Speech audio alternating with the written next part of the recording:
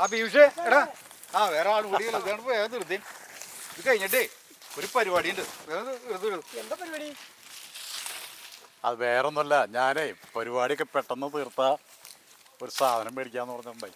ഓ കുപ്പി പരിപാടിയോ? ആ പരിപാടിക്ക് ഞാൻ ഇല്ല.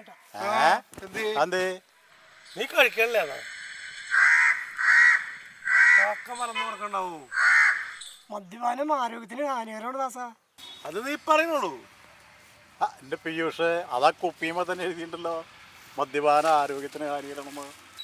ഉവ്വാ അതാ പറഞ്ഞത്. ഇന്നലെ എനിക്കത് ബോധ്യമായത്. എന്ത് പറ്റി പീയൂഷേ? ലിവറിന് വല്ല പ്രശ്നം പറ്റിയോ? മദ്യപാനം കൂടിക്കഴിഞ്ഞാലേ ലിവർ അടിച്ചു എന്നാ പറയണേട്ടാ. ഏയ് ലിവറൊന്നും പോയിട്ടില്ല.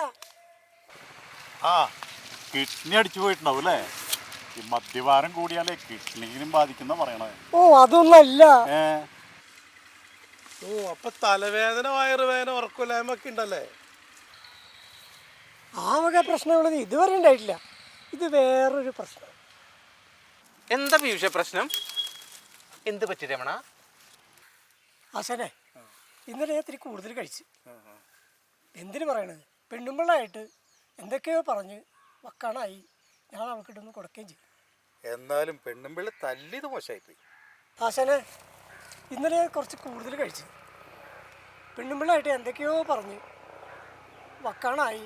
ലാസ്റ്റ് അവൾക്ക് ഞാൻ ഇട്ട് കൊടുക്കുകയും ചെയ്തു. എന്നാലും പീയൂഷേ, പെണ്ണുമ്പിള്ള തല്ലിയത് മോശമായിപ്പോയി. ഞാൻ അവളെ ഒരു ചെറിയൊരു അടി അടിച്ചോളൂ ആശാനെ. ഓ എന്നാലും പെണ്ണുമ്പിള്ളേനെ തല്ലിയത് ശരിയായില്ല കേട്ടോ. എൻ്റെ സോമേട്ട, ഞാൻ പതുക്കെ ഒരു അടി അടിച്ചോളൂ. എന്നിട്ടെന്താ, അവളെന്നെ ശരിക്കും അങ്ങോട്ട് പെരുമാറി. ചേരവ കൊണ്ട് ഒരൊറ്റ അടി അടിച്ചപ്പോ. ആ പീയൂഷേ, ഈ വാസുവേട്ടൻ്റെ വൈദ്യശാലയിൽ പോയിട്ടേ ധന്യന്തരം കുഴമ്പ് മേടിക്കാം. അത് പുറത്ത് തടവിയിട്ട് ജസ്റ്റ് ഒന്ന് തടവി ഒന്ന് ചൂട് കുടിക്കുക. ബെസ്റ്റാ. ഈ ചെരവയ്ക്ക് അടിയിട്ട് കഴിഞ്ഞിട്ടുണ്ടെങ്കിൽ ഈ കുഴമ്പണോ നല്ലത്? പിന്നെ ധന്യന്തരം ബെസ്റ്റ് അല്ലേ? ഞാനൊക്കെ അതല്ലേ ഉപയോഗിക്കണേ. അപ്പൊ സോമൻ ചേട്ടന് കിട്ടാറുണ്ടല്ലേ? അപ്പോഴേ ഈ അടി കിട്ടിയ പാടൊക്കെ പോവാ. പാടൊക്കെ പോവും, നല്ലോണം മായും.